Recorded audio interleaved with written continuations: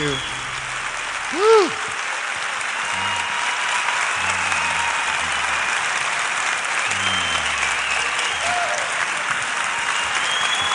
Thank you.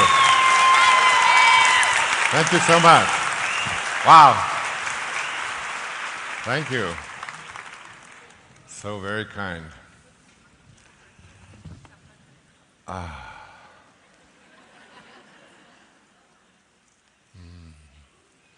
Well, all of my accomplishments and all of my things that I own and all of the things that are related to my personality are called Wayne Dyer. But that's not who I am. And that will be a big theme in this morning's presentation, is that we are all something much more than our personalities. And all of the things that we hang on to and believe are what we are. And but I'll try to make that as clear as I possibly can in the next couple of hours. I've got some nice surprises for you here today. I often start out my talks by saying I'm Wayne Dyer, and I'm 74 years old, just last week. Yeah, can you believe that? I don't ever think it's good when they applaud your age. I don't know. Somehow I think that's wrong. If I said I'm 37, I don't think you'd be applauding. So I'm 74 years of age. Wow. And I have sex almost every day.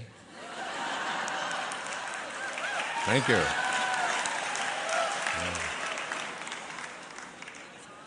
Almost on Monday, almost on Tuesday.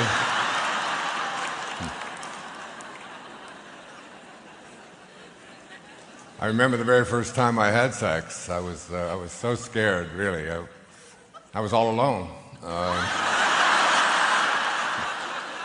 Sorry, that's an old one, but I had to throw it in there.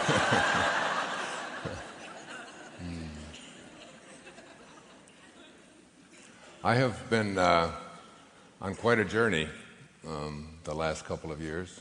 Many significant changes. At the time in my life when my brothers, who are just a couple of years older than I am, each have been retired for 15 years or so. I am probably busier than I've ever been, feeling as if I'm being called to higher and higher things. Been challenged in my body. I've had a very serious neck injury for the last year or so, which I'm working on every day. Able to do this now sitting, because in Melbourne last August in Australia, I was walking up and down the stage and collapsed for the first time in 40 years of doing public speaking. But went back out and finished about an hour later, so that's been interesting, watching that take place. Was diagnosed with leukemia 3 years ago. But it was all for a very powerful experience because many of you probably know, if you read Wishes Fulfilled, that I had this amazing healing encounter with the John of God in Brazil. And the leukemia was lifted from my body. And one of the most amazing things that happened in that encounter, which I'm not going to go into in depth here this morning, because you can read about it, and I've spoken about it in many places. But what I learned is that when these entities came to me and removed this cancer from my body, what they really removed was all of the fear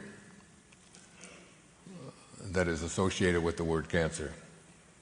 And what they did is they replaced it with something that has been just an alarming shift for me in my life. It replaced it with something called divine love. I remember the morning, it was April the 21st, that I had the healing. It was my mother's 95th birthday, I remember it well. And then the week later, when they had what they call the removal of the sutures, which is interesting because there are no sutures, and leukemia is a cancer of the blood. And I always picture how many sutures you'd need for all of those little red, white blood cells going through your body. You'd need millions of little sutures. You can imagine them all tying them all up.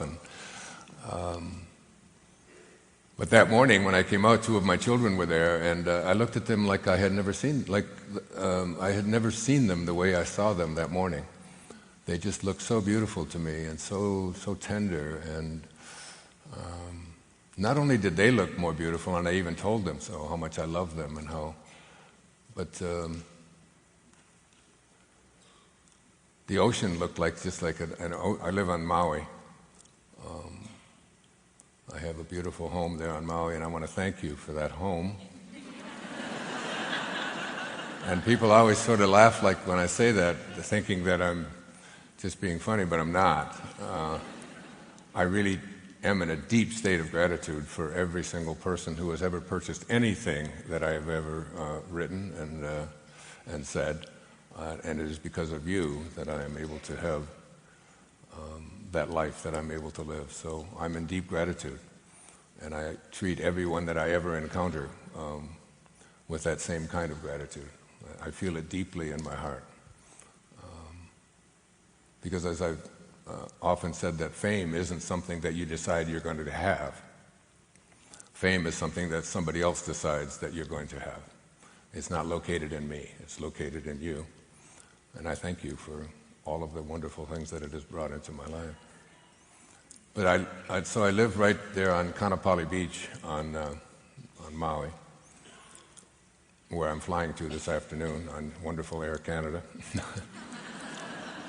They have one nonstop a day to a week to Maui on Saturdays, so it all worked out fine. But the ocean looked like an ocean of love. It looked like love soup. The palm trees that are in front of my home are I had never seen them the way I looked at them that morning. All of the birds that fly in and out of my place, because I leave the windows open and they just come in and go out, and they just look like little angels flying in and out of my house.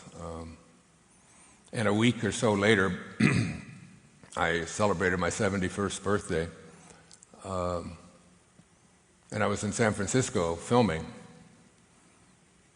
I was doing a film called My Greatest Teacher, which is the story of how my life turned around on the 30th of August in 1974 when I went to my father's grave, a man whom I had never seen, never met, and was able to rid myself of the rage and the hatred and the bitterness that I felt about the way he had treated my mother and her 3 young boys under the age of 4. Right after I was born in 1940, he just disappeared. And my heart was filled with heaviness when I discovered that later on, because I spent the first 10 years of my life in a series of foster homes and an orphanage. And then my mother was able to reunite her 3 boys. My oldest brother, Jim, lived with my grandmother, and my brother Dave, who was very sick and had a very serious anemia and was bullied a lot. He was 16 months older than me, still is.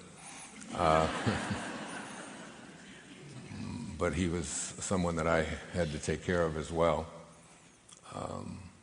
All of which is perfect. It's not saying any of this for any sympathy. It's all,